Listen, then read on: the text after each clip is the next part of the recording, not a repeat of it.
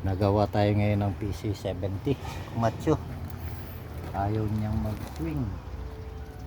Ang problema niya itong solenoid. Ito mula sa taas, pangalawa. Ang kanyang papalitan natin yan ng bagong solenoid. Meron na tayong pamalit.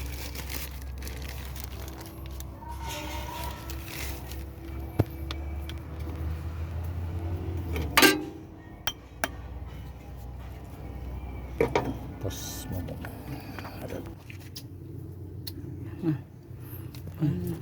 makakabit na yung bago.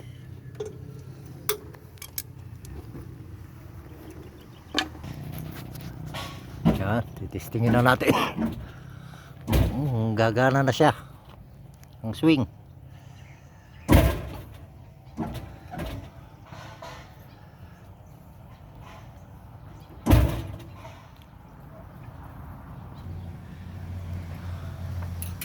Okay, start.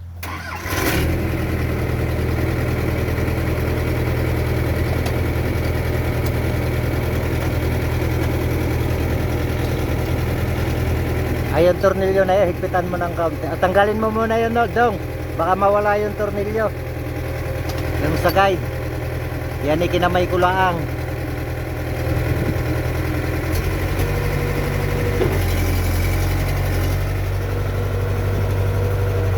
Okay na.